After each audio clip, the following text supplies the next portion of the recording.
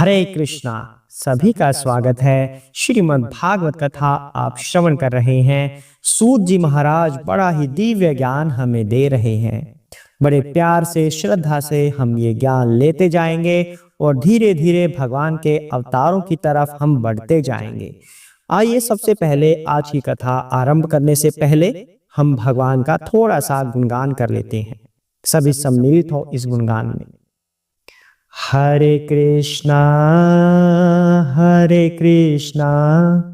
कृष्णा कृष्णा हरे हरे, हरे राम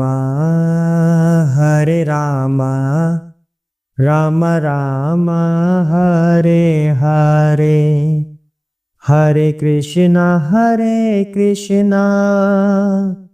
कृष्णा कृष्णा हरे हरे, हरे राम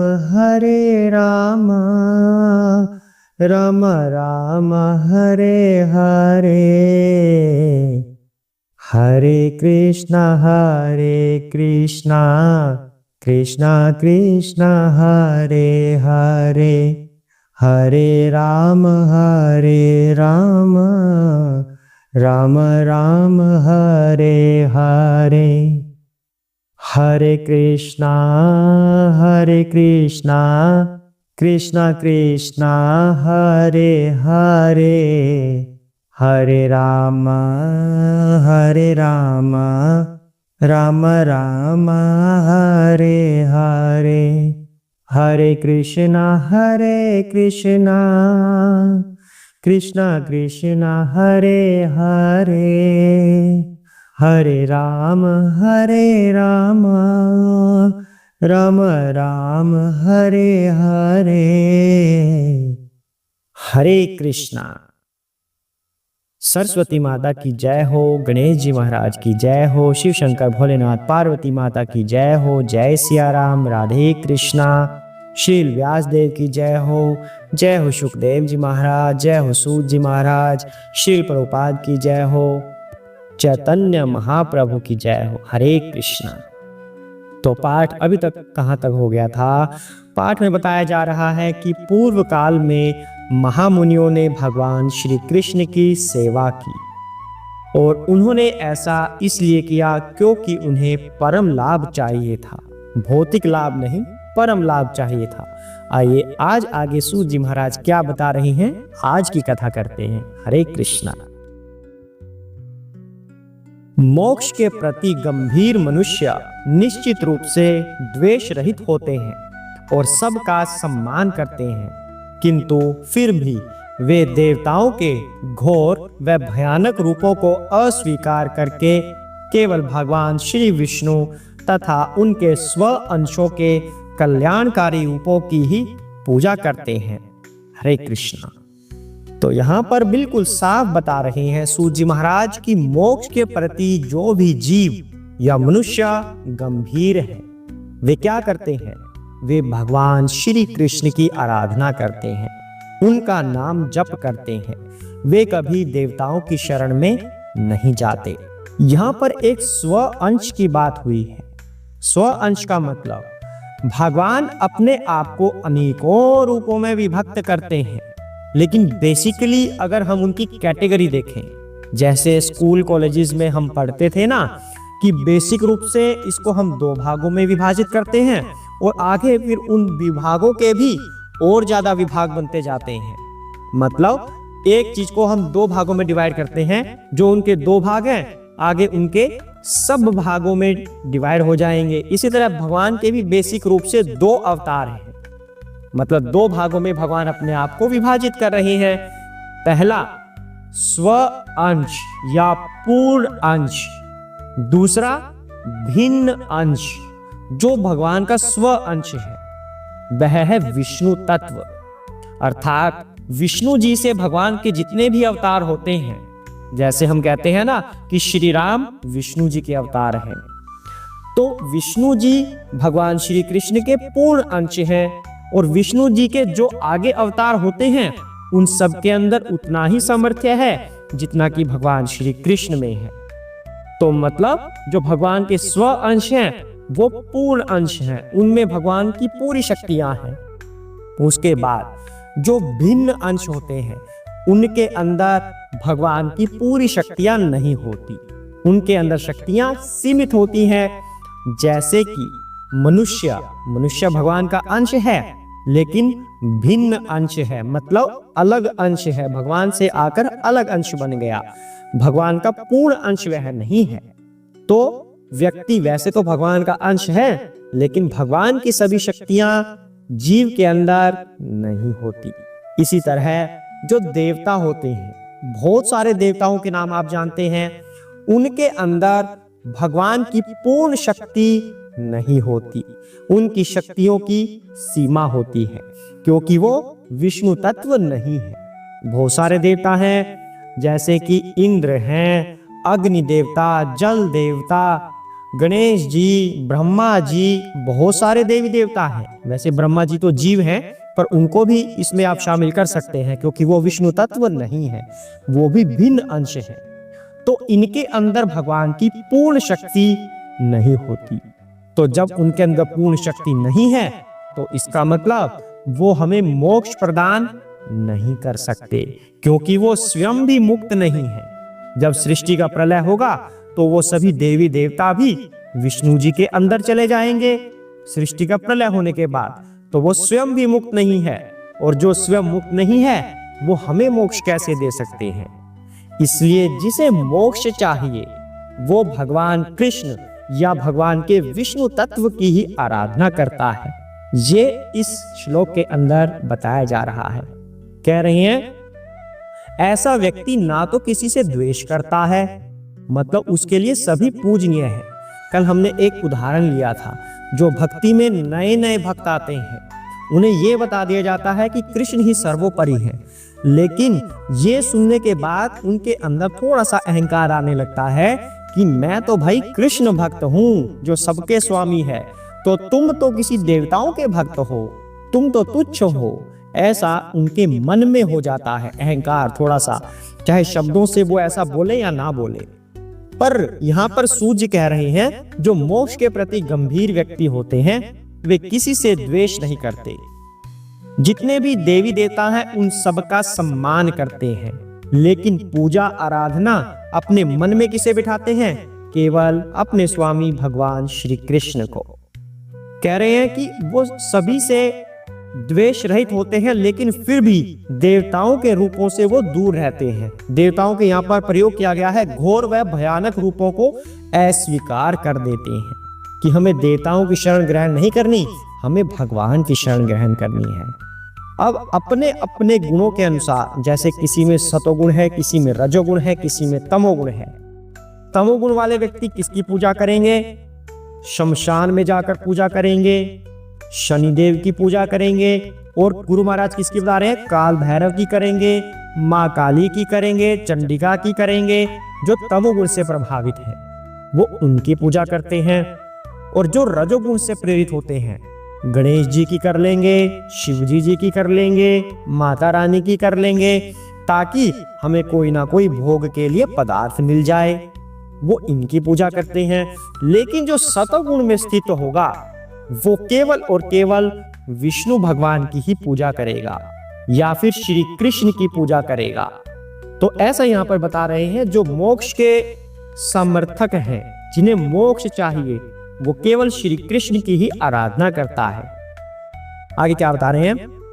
रजहा तमहा प्रकृतयाः समशीलाः भजन्ति वै पितृभूत प्रजेशादीन् श्रियैश्वर्या प्रजा ईप्सवः।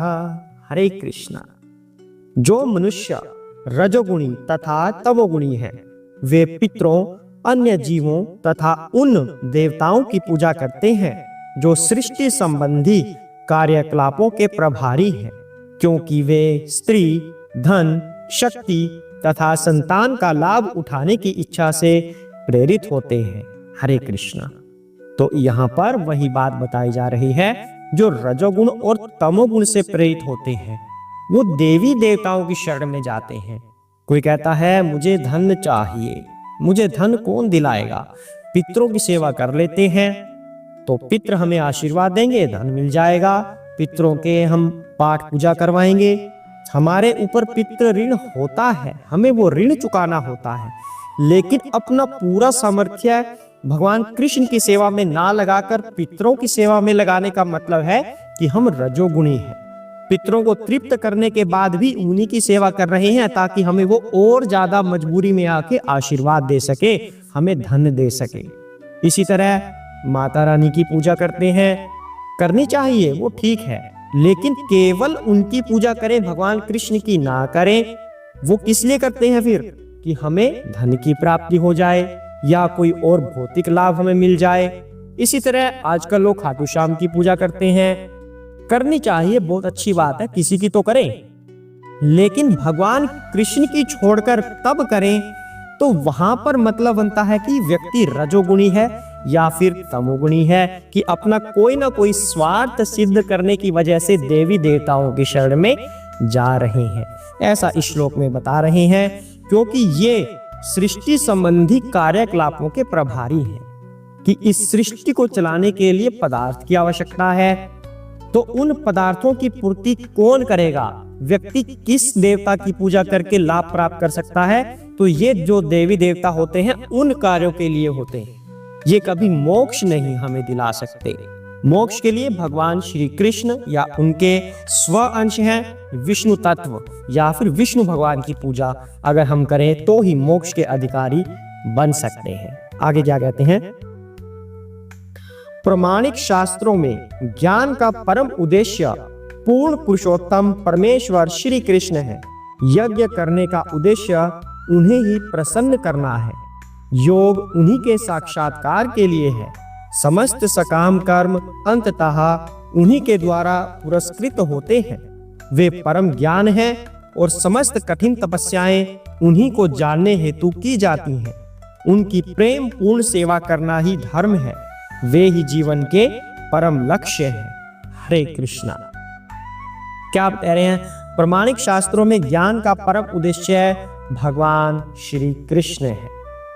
इतने सारे शास्त्र हैं, वेद हैं, पुराण हैं और भी बहुत तरह के शास्त्र हैं। इन सब का उद्देश्य वास्तव में है क्या? ये क्यों आए थे अस्तित्व में? भगवान ने क्या किया था कि आगे जो जीव आएंगे, भौतिक सृष्टि में जो जीव उत्पन्न होंगे, उनका कल्याण कैसे हो? जिनकी भौतिक आवश्यकताएं हैं, उनकी भौतिक आवश्यकताएं कैसे पूर्ण हो? तो भगवान ने इतने सारे शास्त्र, वेद सब कुछ बोल दिए, ब्रह्मा जी को ज्ञान दे दिया और आगे ब्रह्मा जी के थ्रू या उनके माध्यम से आगे गुरु आते गए और गुरु शिष्य परंपरा चलती गई और ये ज्ञान फैलता गया। अब जिस व्यक्ति का स्वभाव रजोगुणी है, वो वेदों में से उस भाग को निकालकर पढ़ सकते हैं जहां से उनके रजोगुण की तृप्ति हो सके, जहां पर उन्हें भोग करने की प्रक्रिया पता चल सके कि मैं भोग कैसे करूं, मैं इस भौतिक पदार्थ की प्राप्ति कैसे करूं। उसके बारे में वेदों में से वो भाग निकालकर पढ़ सकते हैं। वेदों में उसका सारा का सारा सब कुछ दिया गया है, क्रियाएं कि आप कैसे कर सकते हैं, कौन सा यज्ञ करें, किससे क्या मिलेगा। जो व्यक्ति तमोगुणी है वो अपनी तमोगुण की भावना को तृप्त करने के लिए वेदों के उसी भाग को निकाल कर पढ़ सकते हैं जिससे कि उनका तमोगुण शांत हो जाए। इस तरह भगवान ने व्यक्ति की हर आवश्यकता को ध्यान में रखते हुए इतने सारे वेद और शास्त्र प्रदान किए। लेकिन जो व्यक्ति होता है, जीव होता है, उसका कल्याण, वास्तविक कल्याण किस चीज में है? भागवत ज्ञान में, श्रीमद् भागवत में। क्योंकि भागवत जीव को भगवान श्री कृष्ण की ओर लेकर जाती है, इस भौतिक जीवन से दूर लेकर जाती है। क्या कह रहे हैं कि प्रमाणिक शास्त्रों में ज्ञान का उद्देश्य यही होता था कि परमेश्वर श्री कृष्ण के पास हमें जाना है, यही वास्तविक उद्देश्य होता था शास्त्रों के ज्ञान का। लेकिन हम क्या करते हैं? हम वेदों से कुछ अलंकृत भाषा वाले शब्द निकाल लेते हैं कि हमें ये प्राप्त करने के लिए कौन सा हवन करना है, हम केवल ये कर लेते हैं। लेकिन ज्ञान का उद्देश्य था क्या? भगवान कृष्ण की प्राप्ति। आगे क्या कह रहे हैं? यज्ञ करने का उद्देश्य उन्हें प्रसन्न करना था। कोई भी यज्ञ करते हैं हम, यज्ञ के स्वामी कौन है? विष्णु भगवान है। तो भृगु ऋषि थे, बहुत सारे ऋषि मुनि थे, उनमें एक बार ये बात हुई कि जो हम यज्ञ हवन कर रहे हैं वो किसकी प्रसन्नता के लिए करते हैं। उन्हें यही नहीं पता था कि हम यज्ञ हवन तो कर रहे हैं, पर इसका स्वामी कौन है, भगवान कौन है, किसकी प्रसन्नता के लिए यज्ञ करें, करते रहते थे बस। तो भृगु ऋषि उनमें सबसे ज्यादा बुद्धिमान है, तो उन्होंने सोचा कि भृगु ऋषि को बुलाते हैं, वो ही इस बात का निर्णय करेंगे। तो भृगु ऋषि ने फिर क्या किया? भृगु ऋषि एक एक करके ब्रह्मा विष्णु महेश के पास गए। ये कहानी मैं आपको संक्षिप्त में बता रहा हूं, आगे सूर्य महाराज जब इसे अच्छे से बताएंगे तब हम इसको पूरे विस्तार से करेंगे। अभी संक्षिप्त में बता रहे हैं कि भृगु ऋषि तीनों के पास गए। अलग अलग से तीनों के पास जाने के बाद भृगु ऋषि ने ये कंक्लूजन निकाला, ये परिणाम निकाला कि विष्णु ही परम भगवान है और विष्णु ही यज्ञ के स्वामी है। उन्हीं की प्रसन्नता के लिए हमें यज्ञ करना होता है। वही कह रहे हैं, यज्ञ करने का उद्देश्य उन्हें ही प्रसन्न करना है, मतलब भगवान श्री कृष्ण को। आगे कहते हैं, योग उन्हीं के साक्षात्कार के लिए है। हम इतने सारे योग करते हैं, ध्यान योग, ध्यान में बैठ जाएंगे हम ऐसे आंखें बंद करके। किसका ध्यान कर रही हैं? शिव जी किसका ध्यान करते हैं? शिव जी हमेशा ध्यान में बने रहते हैं। तो किसके ध्यान में रहते हैं शिव जी? भगवान श्री राम के। जो कौन है श्री राम? विष्णु तत्व है। विष्णु कौन है? श्री कृष्ण से आए हैं, श्री कृष्ण के स्व अंश हैं। तो राम विष्णु कृष्ण, इनमें कोई फर्क नहीं है। तो शिव जी ध्यान करते थे श्री राम का, मतलब स्वयं श्री कृष्ण का ध्यान शिव जी करते थे या करते हैं, अभी भी करते हैं शिव जी। तो कह रहे हैं कि योग भी उनके साक्षात्कार के लिए है। ध्यान योग के अलावा ज्ञान योग, ज्ञान हम क्यों लेते हैं? ताकि कृष्ण के बारे में जान सके, उनके निर्देशानुसार अपना जीवन व्यतीत कर सके। तो मतलब ज्ञान का उद्देश्य भी क्या हुआ? भगवान की भक्ति, श्री कृष्ण की प्राप्ति, उनके बारे में जानना। तो इस तरह से जितने भी योग हैं सभी भगवान के साक्षात्कार के लिए ही होते हैं कि भगवान कौन है और मैं कौन हूँ। समस्त सकाम कर्म अंततः उन्हीं के द्वारा पुरस्कृत होते हैं। अब हम विभिन्न देवी देवताओं की पूजा तो करते हैं कि वो वाली माता रानी या वो वाले देवता हमें ये चीज दिला देंगे, पर जो वो हमें लाभ मिलता है देवताओं से, वो वास्तव में आता कहां से है? उसकी पूर्ति भगवान श्री कृष्ण करते हैं। अगर भगवान श्री कृष्ण देवताओं को वह वस्तु ना दे तो देवताओं में फिर इतना सामर्थ्य नहीं है कि वो हमें कुछ प्रदान कर सके, क्योंकि देवताओं का भी स्रोत कौन है? भगवान श्री कृष्ण है। तो क्यों ना हम केवल और केवल भगवान श्री कृष्ण की शरण में रहें? हम प्रधानमंत्री की शरण में क्यों ना रहें? हम सीएम की शरण में क्यों जाएं? अगर हम प्रधानमंत्री की शरण में जा सकते हैं, क्योंकि अगर प्रधानमंत्री ने हाँ बोल दिया तो हमारे सारे कार्य हो जाएंगे। इसी तरह हमें भगवान श्री कृष्ण की शरण ग्रहण करनी चाहिए। देवी देवता उन्हीं के निर्देशानुसार कार्य करते हैं, उन्हीं की आज्ञा से। तो यहाँ पर कहते हैं, वे परम ज्ञान है और समस्त कठिन तपस्याएं उन्हीं को जानने के लिए की जाती हैं। अब अष्टांग विधि करते हैं योग की, अष्टांग योग, और बड़ी कठिन परिश्रम से हम अलग अलग तरह के योग करते हैं, तपस्याएं करते हैं। पर वो सब तपस्याएं क्यों करते हैं? भगवान को जानने के लिए। पर हमें इस बात का पता नहीं होता कि हम तपस्या क्यों करते हैं। एकादशी व्रत रखते हैं हम, एकादशी, आज भी एकादशी है। एकादशी का व्रत हम क्यों रखते हैं? ये भी एक तपस्या है, ये शरीर की तपस्या है। तो हम ये तपस्या क्यों कर रहे हैं? भगवान श्री कृष्ण की प्राप्ति के लिए, कि भगवान श्री कृष्ण प्रसन्न हो। अन्न का हम त्याग करते हैं आज, क्यों? भगवान श्री कृष्ण की प्राप्ति के लिए। मतलब तपस्याएं भी भगवान श्री कृष्ण के लिए की जाती हैं। ये एक अलग कहानी है कि अन्न का त्याग क्यों करते हैं, वह भी आपको कभी ना कभी अवश्य बताएंगे। अभी समय को देखते हुए केवल भागवत पर ध्यान देते हैं। तो उनकी प्रेम पूर्ण सेवा करना ही धर्म है, वे ही जीवन के परम लक्ष्य है। मतलब हमें श्री कृष्ण को ही अपना परम लक्ष्य समझना चाहिए कि हमें उन्हीं की शरण में जाना है। गुरु महाराज ने यहाँ पर एक और उदाहरण से इस बात को समझाया है। भगवान की दो शक्तियां होती हैं, अंतरंगी शक्ति और बहिरंगा शक्ति। जो भगवान की अंतरंगा शक्ति है वो भगवान के बिल्कुल पास रहती है, जिसे हम कभी कभी निराकार ब्रह्म भी बोल देते हैं। जो प्रकाश होता है ना, प्रकाश, वहां भगवान की अंतरंगा शक्ति विद्यमान रहती है, जो भगवान की पराशक्ति है। और एक और भगवान की शक्ति है बहिरंगा शक्ति, जो भौतिक प्रकृति के साथ जुड़ी होती है, जो 3 गुण हमें प्रदान करती है, सतोगुण, रजोगुण, तमोगुण। बहिरंगा शक्ति, महामाया शक्ति जो भगवान की होती है, वह भौतिक प्रकृति के साथ जुड़ी है। तो हम जो भी कार्य करना चाहते हैं वो भगवान की भौतिक शक्ति के अनुरूप करना चाहते हैं, उन 3 गुणों से प्रेरित होकर करना चाहते हैं। जबकि हमें करना क्या चाहिए? हमें इस महामाया से ऊपर उठना चाहिए, बहिरंगा शक्ति को पार करना है। हमें इस भौतिक सृष्टि को पार करके फिर भगवान की अंतरंगा शक्ति के पास जाना है, और फिर अंतरंगा शक्ति को भी पार करके भगवान के पास जाना है। अंतरंगा शक्ति भगवान की आध्यात्मिक शक्ति है, बहिरंगा शक्ति भगवान की भौतिक शक्ति है। और हम भौतिक शक्ति के द्वारा जकड़े हुए हैं, बद्ध बने हुए हैं। हमें मुक्त होना है। मुक्त कब होंगे? जब इस माया के जाल से ऊपर उठेंगे, 3 गुणों से ऊपर उठेंगे, तब हम इस बहिरंगा शक्ति से ऊपर उठकर अंतरंगा शक्ति की तरफ चलने लगेंगे। ऐसा यहाँ पर सूत जी महाराज बता रहे हैं, और गुरु महाराज ने ऐसा तात्पर्य यहाँ पर लिखा हुआ है। आज के लिए इतना ही करते हैं। अब आगे क्या होगा? अब भगवान ये बताएंगे कि जीव कैसे बन रहा है और भगवान जीव में कैसे प्रवेश कर रहे हैं, वो जानेंगे हम अगले एपिसोड में। आज इतना ही करते हैं। सभी भगवान का सुमिरन कीजिए, नाम जप कीजिए। हरे कृष्ण कृष्ण कृष्ण हरे हरे, हरे राम राम राम हरे हरे। ओम नमो भगवते वासुदेवाय। हरे कृष्ण।